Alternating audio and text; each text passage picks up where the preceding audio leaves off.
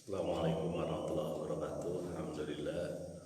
Alhamdulillahirabbil alamin, rabbil arsyil azim, rabbul fuqara wa rabbul masakin, rabbul yatama wa rabbul mustad'afin. Rabbi rabbuna wa rabbukum fa'buduhu hadza siratun mustaqim.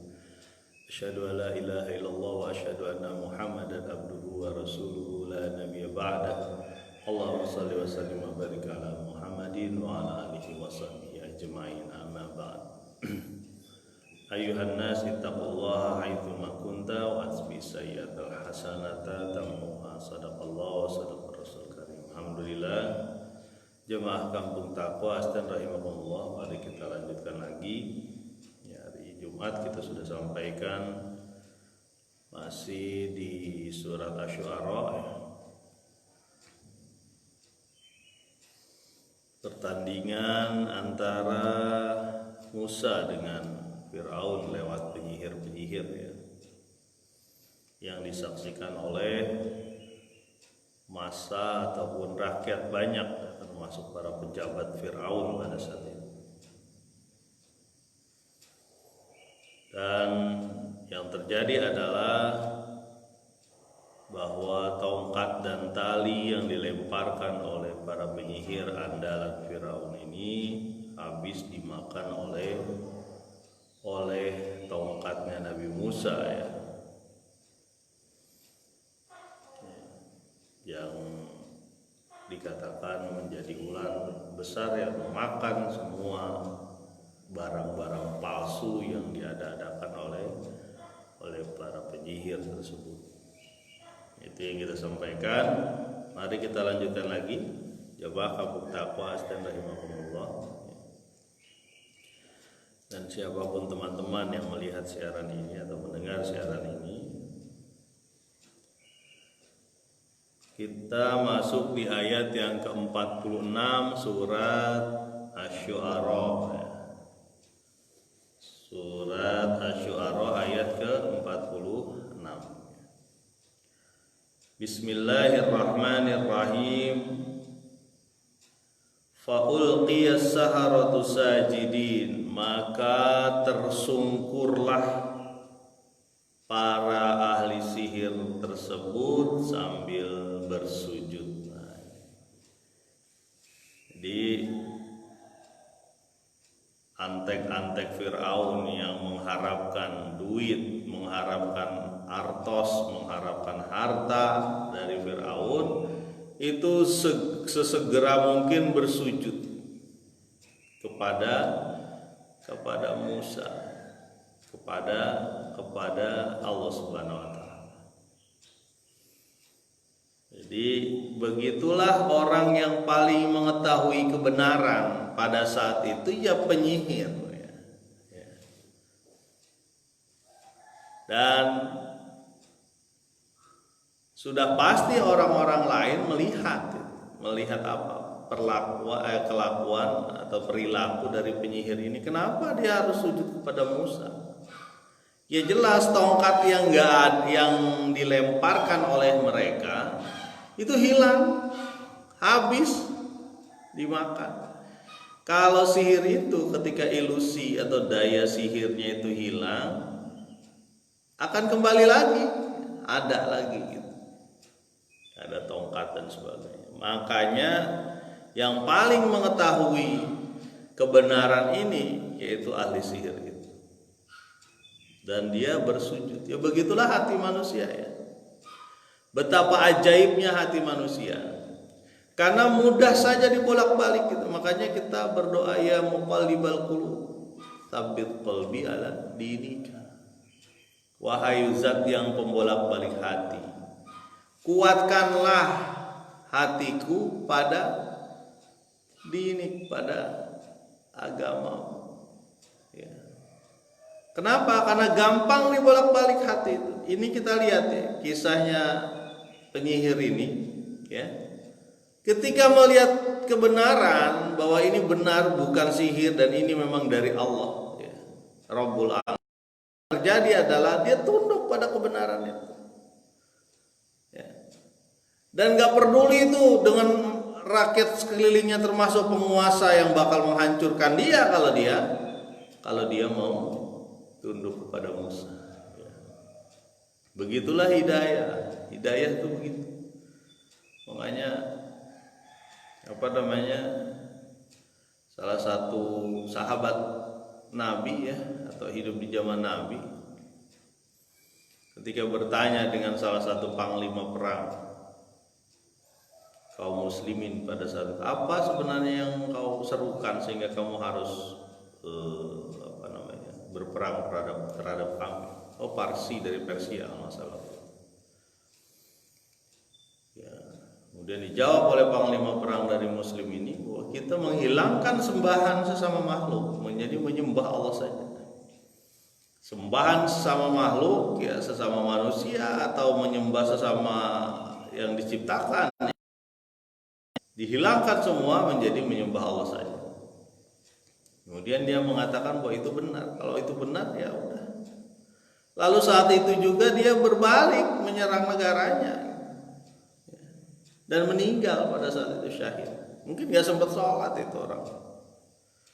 Itulah hati manusia. Makanya ketika menyeru kepada orang, kepada siapapun, ngobrol tentang kebaikan, ngobrol dengan kehidupan, bahwa kehidupan ini sebentar dan kita punya kehidupan yang lebih lama, itu jangan peduli siapa dia. Aduh, dia mah gak bakal bisa deh, susah diajak baik dia mah. Enggak begitu. Karena Nabi juga begitu apa? Memberikan atau mencari ataupun menyebarkan hidayah kepada siapa aja. Jadi kalau ada yang bilang misalnya anak saya mah nggak bisa bener, udah saya kasih tahu gini ini, tetap aja rusak. Ya bilang terus, kasih tahu caranya. Kalau perlu kita cari ilmunya, gimana mengajarkan anak atau mengajarkan suami malah ya. Karena ada orang yang suaminya kurang sholatnya, tapi istrinya bagus sholatnya, ajak terus, doain terus gitu. Atau dibalik, suaminya bagus ya, istrinya susah banget, ajak terus ya. Namanya hidayah begitu. Inilah yang terjadi di Firaun ini penyihirnya Firaun ya. Mana kita tahu bahwa dia akan sujud ya. Nama datang guru Asaruti sekarang. Mana kita tahu bahwa dia akan sujud ya. Tetapi itulah yang terjadi ketika hidayah sudah menyentuh hati ya. Makanya dalam satu hadis Nabi disebutkan, ini pentingnya kita menjaga hati ya. Jangan sampai kita terpesona dengan dosa terus menerus ya, sehingga hati kita kotor ya. Kan ibarat kaca ya, hati itu ibarat kaca, ada debu nempel di situ. Kalau nggak dibersihin terus nempel ya. Di sebelah saya ada kaca nih. Nah, dari belakang tuh, sebelah kanan. Nah, itu ada kaca. Kalau ada dosa dan maksiat nempel lagi. Kalau terus-terusan bakalan gelap itu kacanya dengan dosa dan maksiat. Ya. Hilangnya pakai apa? Dengan taat. Ya, ibaratnya by clean kaca. Nyebutin merek lagi. Ya apalah namanya ya. Untuk bisa mengelap kaca itu adalah apa? Taat, ibadah, taat. Makanya disebutkan wa'atbi isayyatal hasanata tamhuha. Ikutilah kebaikan, keburukan itu dengan kebaikan, dia akan menghapusnya. Nah, ya, kalau yang sudah berbuat keburukan, kemaksiatan, segera berbuat baik. Ya. Kalau udah sampai tingkat tinggi begini nih, ini tingkat tinggi nih, berat ini, makomnya udah levelnya beda ya. Salah satu sahabat itu ketinggalan sholat ya, ketinggalan sholat berjamaah itu, aduh saya ketinggalan sholat berjamaah gara-gara ngurusin kebun. Ini apa namanya, peringatan juga buat saya ya, buat kita semua lah, termasuk saya. Saya ketinggalan sholat, jadi dia masbuk gitu. Gara-gara ngurusin kebun, ya udah dah saya infakin kebun, tuh hebat tuh, apa namanya, makomnya udah tinggi tuh. Misalnya kita lagi ngurusin motor gitu kan, misal ini motor kita lagi rusak ini. Kemudian ketinggalan sholat, dia udah gara-gara motornya udah saya infakin motornya, waduh itu best. Ya. Jadi kembali lagi bahwa hati itu seperti kaca. Ya. Nih saya megang kaca. Nah dia akan tetap begitu sampai menutupi, atau dia akan berkurang kotorannya dengan taat. Makanya kata Nabi, itulah yang disebut ron, bal rona ala qulubihim. Ron itu begitu, kotoran di hati. Nah itu pentingnya menjaga hati, karena hati bisa terbolak-balik. Ya, gampang aja kita terpesona, apalagi kalau udah dikasih dunia ya. Siapa yang nggak mau dengan dunia ya? Banyak orang-orang yang beragama yang soleh gitu, ketika masuk dalam lingkaran kekuasaan habis dia ketarik ya, dengan sedotan dunia ya. Makanya yang dimengerti oleh orang-orang kafir, orang-orang yang ingkar kepada Allah itu adalah bahasa dunia ya. Wajar kalau Nabi Muhammad SAW diberikan mau mana, mau harta, mau wanita, mau jadi pemimpin ya oleh orang Quraisy. Oke, kita lanjutkan lagi di ayat yang ke-49, faulqiyas saharatus sajidin. Sementara ayat ke-50 ke-49 46 ayat ke-47 surat Asy-Syu'ara. Qalu amanna bi rabbil alamin. Mereka berkata, kami beriman kepada Rabb seluruh alam. Nah, ini siapa? Para ahli sihir. Dia mengerti bahwa yang dibawa oleh Musa adalah risalah dari Rabb semesta alam, termasuk Rabbnya Firaun, gitu maksudnya. Jadi kami beriman kepada Rabbnya Fir'aun, bukan beriman kepada Fir'aun. Kami beriman kepada Rabb seluruh alam. Kami beriman kepada Rabb dari yang menjadi Tuhan dari zaman dulu, zaman sekarang, dan zaman yang akan datang. Rabb seluruh orang, Rabb seluruh manusia, Rabb seluruh alam. Berarti jauh di atas Fir'aun. Jadi dia sujud mereka dan mengatakan kami beriman kepada Rabbul Alamin. Makanya dalam sholat kan alhamdulillahi rabbil alamin. Pujian bagi Allah, Rabb seluruh alam. Berarti alam nyata, alam goib ya. Darat, laut, udara, angin, semuanya. Makhluk-makhluk manusia, binatang melata, punya kaki nggak punya kaki, punya tulang nggak punya tulang, itu Allah Subhanahu Wa Taala. Makanya sebagian dari kita kadang-kadang melupakan apa yang sering dilihat oleh mata kita. Ya. Malam ke siang, ya, ada pergantian yang terus menerus setiap hari. Itu siapa yang gerakin itu? Siapa yang menggerakkan bumi berputar? Sehingga terjadi gerak, ya seolah-olah gerak matahari padahal kita yang bergerak mengelilingi dia. Itu siapa yang menggerakkan? Makanya ketika disampaikan Rabb Masyriq wal Maghrib, nggak bisa ngomong orang ini masalah timur dan barat, itu Allah yang menguasai. Kalau di Ibrahim tuh, sesungguhnya Rabbku menerbitkan matahari dari timur dan menenggelamkan di barat. Kalau engkau mengaku sebagai Rabb, pindahin gitu dari selatan ke utara ya, kaler ke betan apa gimana. Makanya fabuhital ladzi kafar, maka terdiamlah orang kafir. Nggak bisa.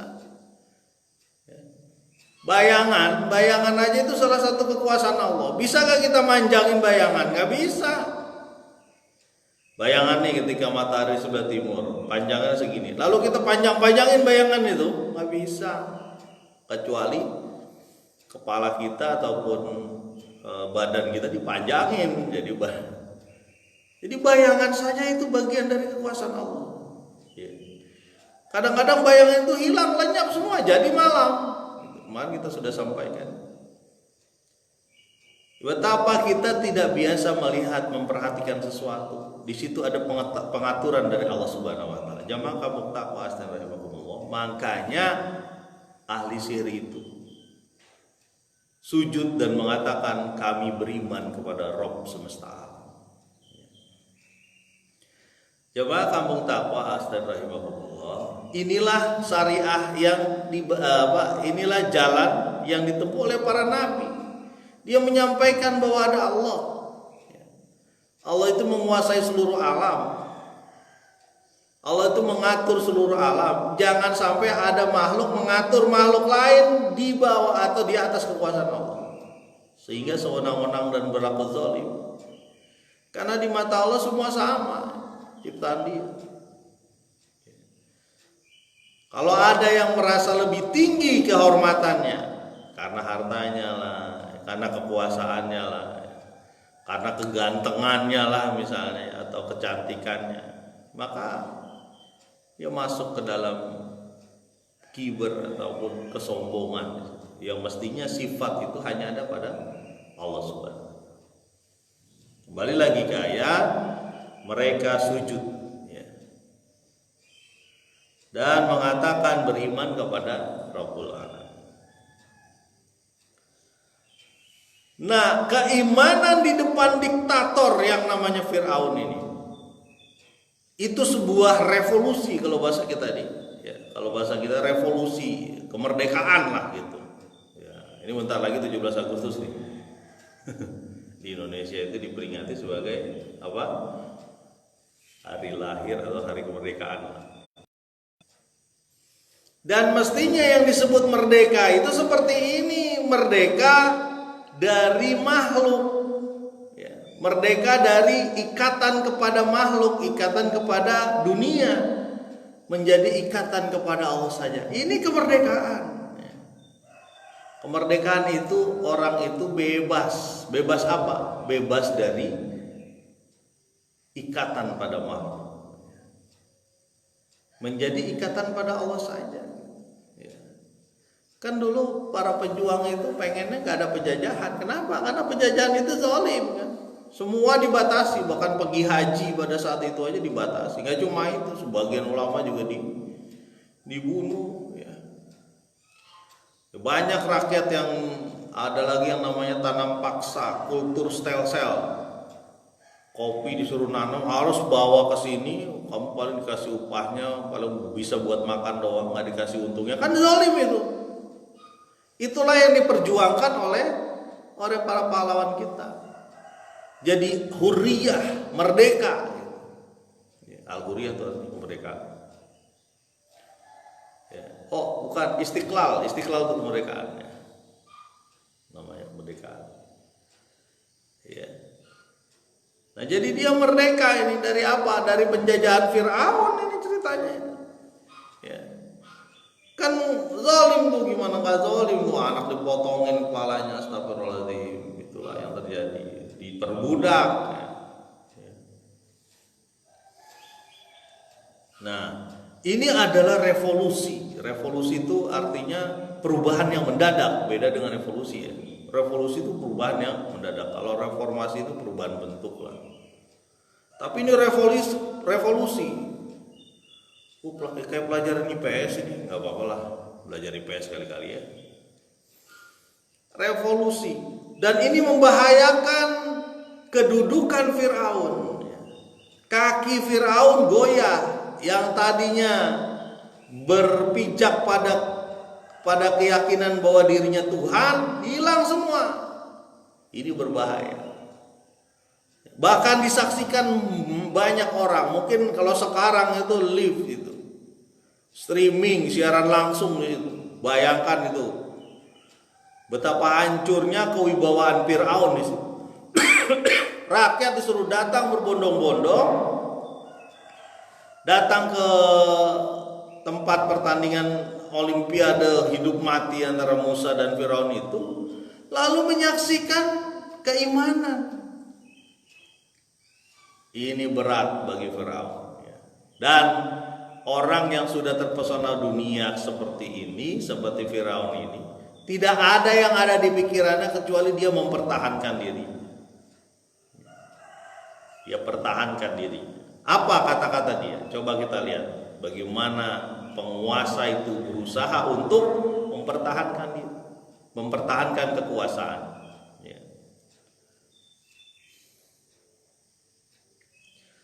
Qala amantum lahu qabla an adzana lakum innahu lakabirukumul ladzi 'allamakumus sihr fala sawfa ta'lamun la uqatti'anna aydiyakum wa arjulakum min khilafin wa la usallibannakum ajmain. Berkata Firaun, amantum lahu qabla an adzana lakum. Kamu beriman, kalian beriman kepada dia, kepada Musa.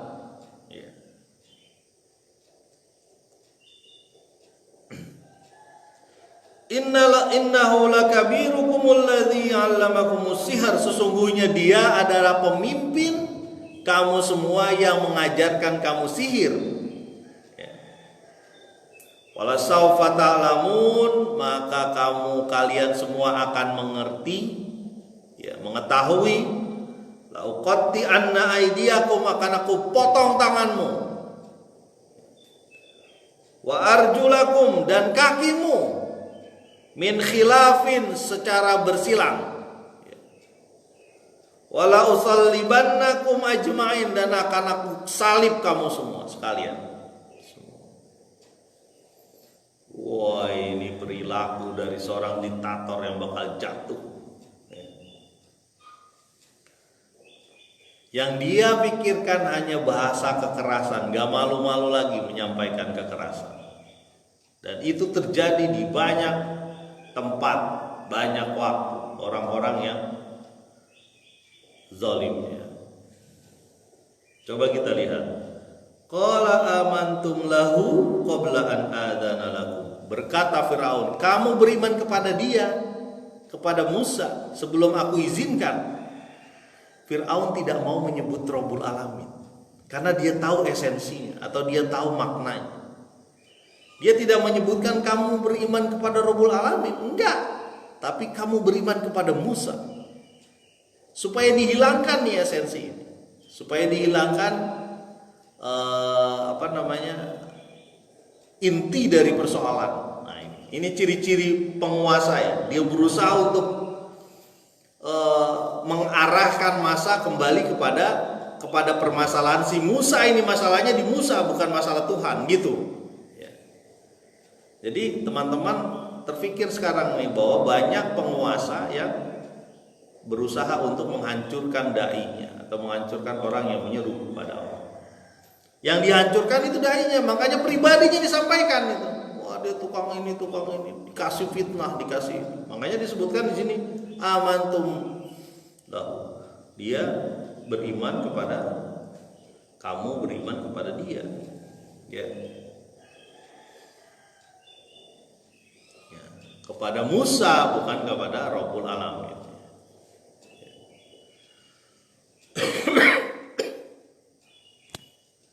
Jumi sama Adi selamat datang. Kemudian apalagi yang dikatakan oleh Firaun ketika ahli sihirnya pada sujud, ya. La uqatti anna aydiyakum. Benar. Salah. Oh ini. Sebelum aku izinkan. Ya, tuh ciri-ciri diktator itu. Semuanya berdasarkan dia gitu. Kalau perlu peraturan dia yang buat. Sabodo taing dah gimana jadinya itu peraturan. Yang penting kan urusan saya. Ya. Innahu lakabirukumul ladzi 'allamakumus sihr sesungguhnya dia, ini tuduhan ini, coba perhatikan kata-katanya. Sesungguhnya dia, si Musa itu ya, adalah pemimpin kamu. Lakabirukum alladzi 'allamakumus sihr, yang mengajarkan kamu sihir. Coba bayangkan, si Musa, Nabi Musa disebut sebagai pemimpin yang mengajarkan sihir kepada ahli sihir. Padahal dari kecil Musa ada di Firaun, yang mengajari sihir ya orang-orang itu. Ya, kalaupun ini benar, ini adalah pembolak-balikan kata. Ya. Tuduhan dibolak-balik. Dia yang ngajarin sihir tuh kamu. Itu semua masa pasti tahu bahwa kecilnya Musa itu ada di Firaun. Diajarin sama ahli-ahli sihir lah. Kalau bahasa kita diajar ngaji lah gitu. Ini dibalik sama Firaun. Itu Musa itu pemimpin kamu yang mengajarkan sihir. Ini bahasa diktator, berusaha mempertahankan kekuasaan, sehingga dia yang terjadi adalah gimana caranya orang tidak beriman kepada Musa. Kalau perlu diembel-embeli bahwa Musa yang akan menggerakkan ahli sihir dan akan mengusir kita semua. Gitu ceritanya. Bisa terbayang oleh kita bagaimana kekuasaan itu begitu manis sehingga berusaha dipertahankan.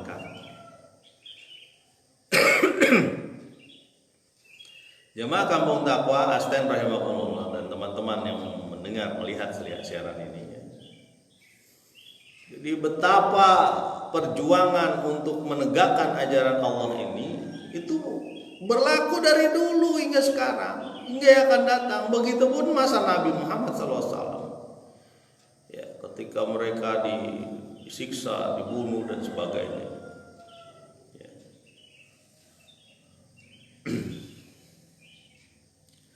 Falasaufa ta'lamun, maka kamu pasti akan mengetahui. Ya, dia sebutin siapa. Firaun menyebutkan kekuasaan dia. Kami punya kekuatan militer. Kamu gampang, sebentar saya lewat, saya hilangkan. Ya. Ya.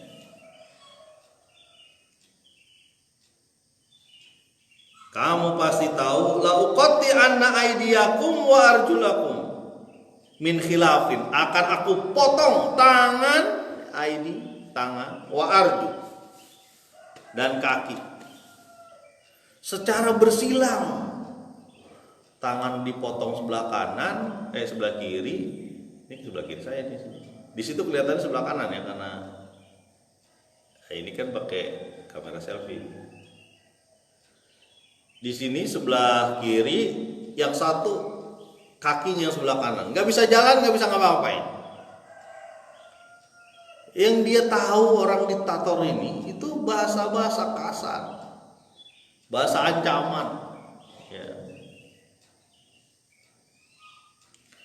Wala usallibannakum ajmain, dan pasti kami akan menyalib Anda. Yang disebut salib itu apa? Dipaku. Ya. Tangan kakinya tuh dipaku, taruh di tengah lapangan, atau dia suruh bawa salib dengan keadaan dipaku dan sebagainya. Jadi ini bahasa ancaman kepada orang-orang yang beriman. Jadi makanya kita pasti akan mendapatkan ujian kayak gimana. Banyak tipe ujiannya. Ada kesulitan, minal khauf, ketakutan dari lapar, haus, ya, kurang makanan, kurang buah-buahan, diri juga, ya. Itu pasti dapat. Karena kita mengira masuk surga itu mudah, padahal masuk surga itu perlu perjuangan. Nggak enak-enaknya aja masuk surga, gampang. Kan katanya kalau kita ngomong la ilaha illallah kita bisa masuk surga, betul, tapi ada perjuangan ke situ. Sampai akhir hayat kita bisa ngomong itu kan perlu perjuangan itu. Makanya jangan santai-santai lah, kira-kira begitu. Ayo semangat untuk menuju Allah Subhanahu wa taala. Dan bagaimana ancaman Firaun selanjutnya? Orang yang sudah dikalahkan oleh Allah Subhanahu wa taala. Allah dilawannya lewat lah. Ancaman ini seperti apa? Pengaruhnya terhadap ahli sihir. Mudah-mudahan kita lanjutkan nanti. Subhanakallahumma wa bihamdika asyhadu an la ilaha illa anta astaghfiruka wa atubu ilaik. Assalamualaikum warahmatullahi wabarakatuh.